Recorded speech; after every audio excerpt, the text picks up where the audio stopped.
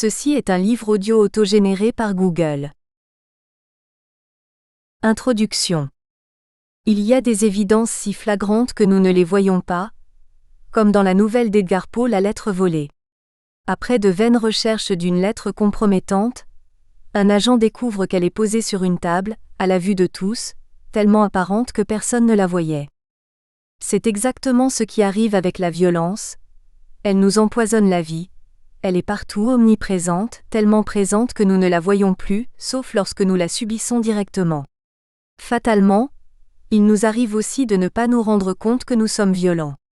À un bout de la chaîne, à proximité, la violence domestique nous consume à petit feu, à l'autre bout, la violence guerrière enflamme des brasiers dévastateurs. Dans une course morbide à l'autodestruction, elle couvre notre planète comme un linceul qui faisait dire à Gandhi « La violence est un suicide ». Quand cessera-t-on de jouir de la vie aux dépens des autres et de s'enrichir sur leur dos? Quand cessera-t-on de se défouler violemment sur ses proches pour évacuer ses contradictions? De se rendre directement ou indirectement complice de la déshumanisation de la société? De participer à l'élimination d'autres peuples en se camouflant derrière une idéologie ou une croyance? À quand la planète humanisée? Cet essai présente quelques réflexions sur ce thème de la violence, propose des pistes pour s'en libérer et, souhaitons-le, apportera de l'eau au moulin concernant les inquiétudes et les interrogations qu'elle suscite.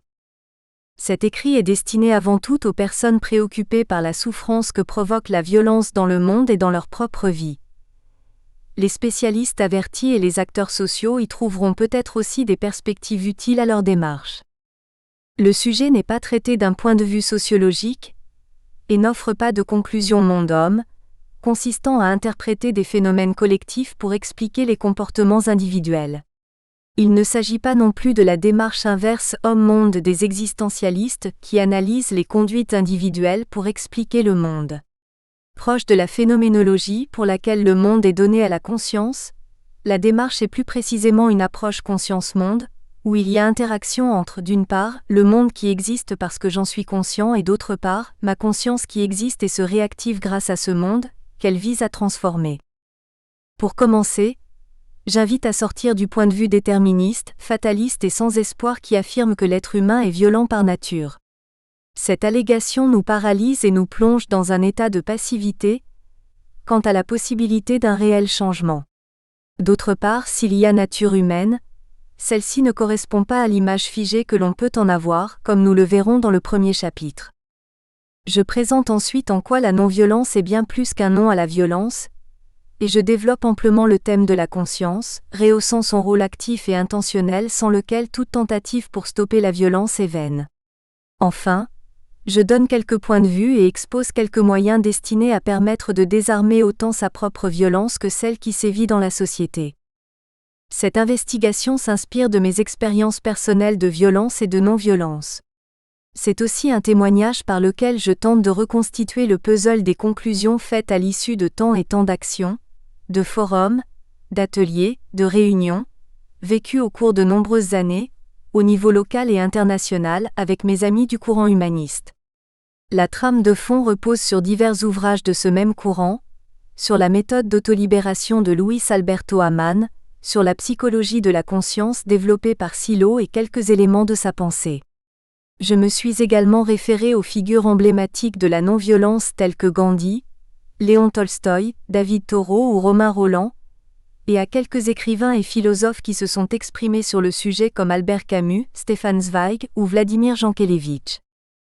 L'intention de cet apport est de contribuer à l'inlassable travail d'hommes et de femmes de différentes familles de pensée, courants idéologiques, appartenances confessionnelles et organisations multiples, grandes ou petites, qui agissent pour faire avancer la non-violence dans la société. Lorsque la non-violence sera une réalité dans toutes les cultures, aux quatre coins du monde et dans le cœur et la conscience de chaque être humain, nul doute que l'humanité aura franchi un grand pas. 1. La violence n'est pas naturelle. L'homme est l'être historique dont le mode d'action sociale transforme sa propre nature. Certains disent que la violence est inhérente à l'être humain, qu'elle lui colle à la peau, qu'elle fait partie de sa nature, que l'homme a toujours été violent, qu'il l'est encore et le sera toujours. Il est vrai qu'a priori, il est très difficile de les contredire, tant notre histoire d'Homo sapiens est imprégnée de violence depuis ses origines, soit depuis 150 000 ans environ. Prétendre sortir du sillon violent que l'on a tracé depuis si longtemps peut sembler utopique. Même si l'on ne se mange plus entre nous, nous continuons de nous massacrer collectivement avec un appétit dévorant. La violence peut éclater n'importe où, à commencer par surgir dans sa propre maison avec ses êtres chers, ou au coin de la rue avec ses voisins devenus des étrangers et aussi entre frères de sang ou de cœur d'une même communauté, entre groupes religieux qui ont perdu leur spiritualité profonde et donc leur paix profonde, ou entre peuples dits ennemis, les uns occupant la terre des autres. La violence se perpétue aussi au sein de populations entières qui vivent dans la misère, abandonnées par le champ politique, pendant qu'à l'inverse on conditionne à la surconsommation les autres populations qui se goinfrent de tout et de rien. La violence pour commencer éclate en soi-même, dans son propre jardin intérieur, dans ses pensées, dans ses émotions, dans ses viscères, dans tout son être. Certains ajoutent que non seulement la violence est propre à la vie, mais qu'elle est de plus nécessaire, parce qu'elle aide à la sélection naturelle. Cette conception zoologique qui prône la loi du plus fort permet de légitimer n'importe quelle violence. Les discriminations et les exactions économiques, principale violence et source de violence du monde moderne, ont le champ libre pour frapper. La ruse, la violence, le sacrifice aveugle des hommes, il y a des siècles que ces moyens ont fait leurs preuves. Ces preuves sont amères. Ces affirmations sur la violence véhiculent des croyances qui conduisent à la passivité, à l'acceptation, à la résignation et ne permettent aucun changement réel, ni social, ni personnel. Formes de violence. La violence revêt différentes formes d'expression, bien que l'on parle essentiellement de celle qui est physique, alléguant qu'elle a toujours existé, même déjà chez nos ancêtres préhistoriques dont on a communément une image de cruels barbares carnassiers, obligés de s'entretuer pour survivre. Cependant, jusqu'à 12 000 ans avant notre ère, donc jusqu'à la fin du Paléolithique supérieur, rien n'indique qu'ils se massacraient entre eux, tout au moins sur le continent européen. Les études montrent non seulement une tendance vers le métissage, mais aussi une absence de violence systématique. Dans les milliers de représentations visuelles transmises à la postérité par sapiens européens, il n'y a aucune scène faisant allusion à une quelconque violence ou lutte entre hommes. Les traces les plus anciennes de blessures par arme, attestées par un projectile fiché dans l'os, ne remontent pas au-delà de l'épipaléolithique. Selon la spécialiste Marilène Patou-Matisse, ce n'est qu'avec l'apparition de la métallurgie et du commerce à longue distance, au cours du deuxième millénaire avant notre ère, que le guerrier et l'armement commencent à faire l'objet d'un véritable culte et que la guerre s'institutionnalise. Aujourd'hui, nous pouvons nous vanter d'être parvenus à un monde globalisé, mais nous sommes encore très loin d'avoir créé un peuple humain solidaire. La civilisation planétaire n'assume pas, loin de là, ses responsabilités humaines. Des millions d'enfants, d'hommes et de femmes continuent de vivre dans des situations violentes inimaginables. La famine, la sécheresse et les maladies endémiques déciment des peuples entiers, alors que l'on pourrait éradiquer définitivement ces fléaux si l'on s'en donnait véritablement les moyens. Des populations entières sont massacrées ou prises en otage sur leur propre terre, sous le feu de guerres fratricides, le plus souvent fomentées par des factions privées ou étatiques qui n'ont d'autre but que la poursuite d'intérêts financiers. Outre nos actes violents individuels et les débordements collectifs qui tournent mal, la violence s'est institutionnalisée, elle est devenue légitime et légale dans bien des domaines. Dans 68 pays, une femme qui tente d'avorter parce qu'elle s'est fait violer devient hors la loi. Qui plus est, si elle ne peut prouver ce qu'elle avance, elle risque d'être violentée une seconde fois, accusée pour diffamation. Lorsqu'un homme n'arrive plus à nourrir sa famille et fuit son pays en quête d'une terre hospitalière, dans l'espoir de trouver une solution économique, il est refoulé comme un criminel. Pendant ce temps-là, d'autres s'approprient des territoires étrangers pour en faire légalement des paradis fiscaux. Ainsi, certaines pratiques et certaines lois ne sont ni plus ni moins que des violences préméditées, pensées et exécutées par des hommes contre d'autres hommes, obligeant à agir avec violence sous peine d'être hors la loi.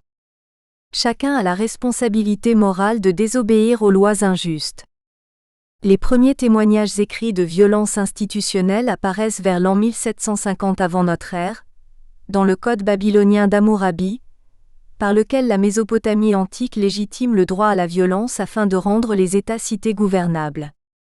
La violence n'existe pas seulement sous sa forme la plus couramment admise, celle qui est physique et qui se manifeste par la guerre, la torture, l'agression délibérée, l'assassinat, les châtiments corporels, etc. Elle se manifeste aussi au niveau économique, exploitation, chômage, sous-emploi, chantage, consommation superflue, misère, et au niveau racial, discrimination arbitraire telle que la ségrégation ou la xénophobie. Il existe aussi une violence religieuse qui donne lieu au sectarisme, au fanatisme ou à l'intolérance.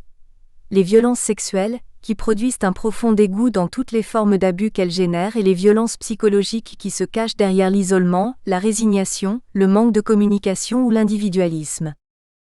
Toutes ces violences occupent une place dans notre conscience, dans notre mémoire et dans les cellules de notre corps. Toutes les violences qui me parviennent du monde se gravent en moi et peuvent m'atteindre au plus profond de l'âme, y laissant des cicatrices indélébiles. Définir la violence.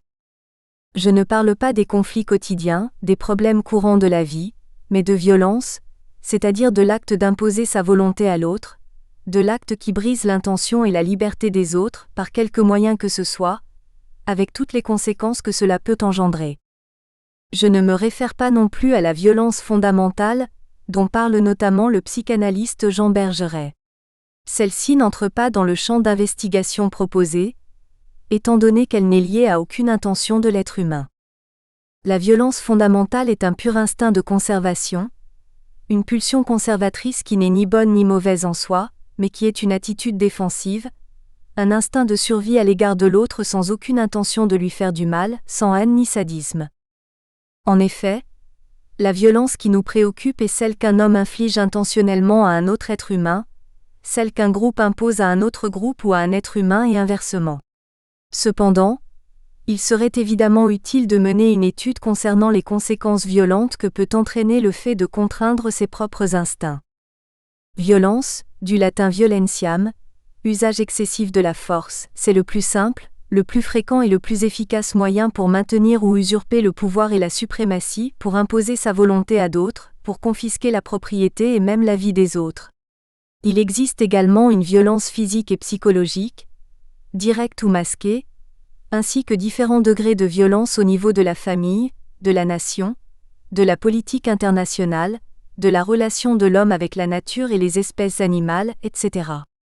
Nous observons partout des manifestations de violence pour résoudre des problèmes ou atteindre des objectifs. De grands préjudices et de considérables souffrances pour les personnes en sont le prix à payer.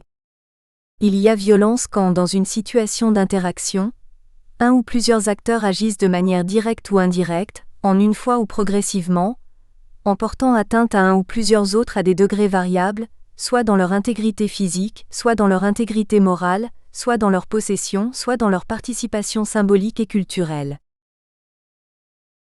Nature de l'être humain. Affirmer que la violence est naturelle chez l'homme amène à s'interroger sur ce qu'est la nature humaine.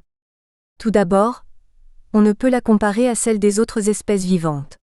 Un chien de notre époque, par exemple, est probablement identique à un chien du Moyen Âge. Ce n'est pas le cas pour l'homme. À part la mort, celui-ci a déjoué quasiment toutes les lois naturelles connues, pesanteur, longévité, vitesse, etc.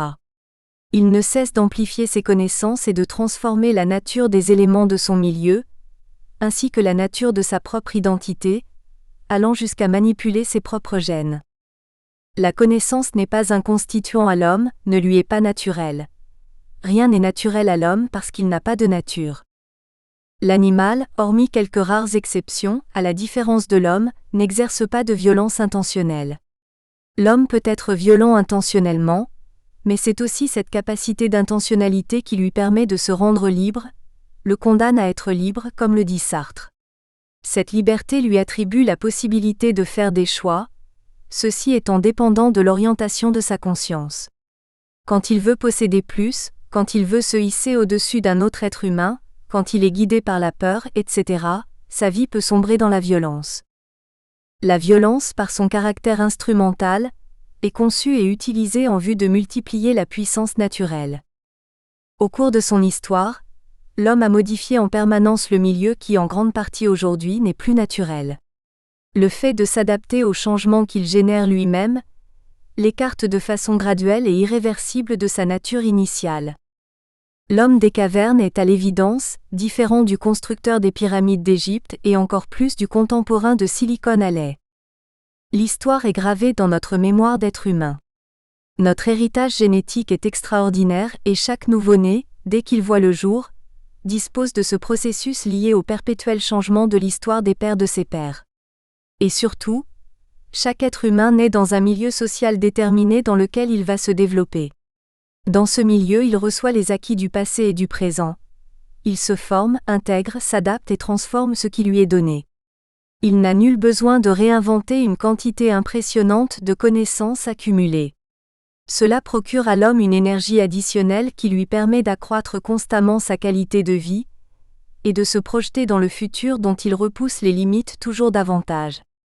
Nous pouvons choisir notre avenir. Alors que pour les autres espèces vivantes, l'horizon temporel est restreint au présent, nous pouvons amplifier le nôtre jusqu'au passé le plus reculé, ou nous projeter dans le futur le plus éloigné. La richesse croissante des circuits neuronaux de nos ancêtres leur a permis d'améliorer la qualité des échanges humanisants au sein des sociétés humaines, et d'être d'une sensibilité élective à l'empreinte laissée par ces échanges. Les spécificités de notre condition humaine qui nous poussent à amplifier sans cesse notre patrimoine historique, à transformer inlassablement notre milieu afin de nous libérer du joug matériel et à nous projeter dans le temps, nous confèrent notre singulière nature. Contrairement aux autres espèces qui demeurent invariablement à l'état naturel, nous disposons d'une nature très spéciale qui toujours se transforme. L'être humain n'est pas un être naturel au sens immuable et figé communément admis, puisqu'il remet constamment en question sa propre condition. Ainsi, la violence de l'être humain n'est pas naturelle si l'être humain n'est pas naturel lui-même.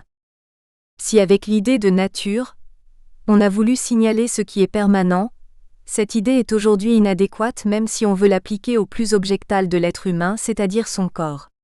Et en ce qui concerne une morale naturelle, un droit naturel ou des institutions naturelles, nous trouvons au contraire que dans ce champ, tout est historico-social et que rien ici n'existe par nature. Origine de la violence. Invoquer un ordre naturel pour classifier certaines races comme étant supérieures ou inférieures à d'autres, pour segmenter la société en classes ou en castes sociales étanches, pour prôner l'économie de marché comme panacée, car soi-disant naturelle, permet de discriminer avec bonne conscience, de passer outre les libertés par des interdits, d'immobiliser le processus de l'être humain dont la marche vers une nation humaine universelle semble inexorable. La conviction dont fait preuve la pensée libérale d'être fondée sur des processus naturels possédant la consistance et l'efficacité des mécanismes de la sélection naturelle darwinienne, l'ivresse engendrée par son efficacité et ses succès, explique la robustesse triomphante et dominatrice de cette pensée, son inaccessibilité apparente au doute, voire ses dérives messianiques. Pour les haineux accents aigus aux conservateurs américains et George Bush, le peuple américain a reçu la mission divine de convertir le monde entier aux prescriptions de la loi naturelle fondée sur la libre entreprise, la concurrence commerciale sans entrave et le respect scrupuleux des règles du marché. Faire valoir un ordre naturel est une profonde violence vis-à-vis de l'humanité. Le droit naturel est l'instrument des puissants pour opprimer les plus faibles. Rien n'est permanent, rien n'est immuable chez l'être humain, ni ses traditions ancestrales, ni les croyances auxquelles il s'identifie, ni les valeurs auxquelles il adhère, ni les empires qu'il crée, ni les peurs ou les limites qui le freinent, tout peut changer. Ce qui va au-delà du naturel est véritablement humain. Dans ce sens, lorsque je traite une autre personne comme un être naturel, comme si elle était toujours la même, tel un objet, comme un vase posé sur la cheminée, je fais preuve de violence. Lui retirer ce qui fait son essence, c'est-à-dire sa capacité à transformer son milieu et à se transformer elle-même, est une violence. Si je suis violent à un moment donné de mon histoire, personnelle ou sociale, ce n'est pas pour autant une fatalité, je peux me libérer de cet état. Je peux invoquer mes faiblesses pour me justifier et dire « On ne peut pas changer, on est comme on est ». Toujours est-il que ma singulière nature fait que je peux modifier ma condition humaine pour laquelle rien n'est naturel, au sens où rien n'est immuable, rien n'est définitif. des griffes et des crocs, et un lourd héritage de chasseurs-prédateurs carnassiers. Il faudra des millénaires, des générations pour les effacer, ou seulement en un instant parfois, comme par magie, l'ange émerge de la bête. Nous espérons que vous avez apprécié cet aperçu. Pour continuer à écouter ce livre audio sur Google Play Livres, utilisez le lien dans la description de la vidéo.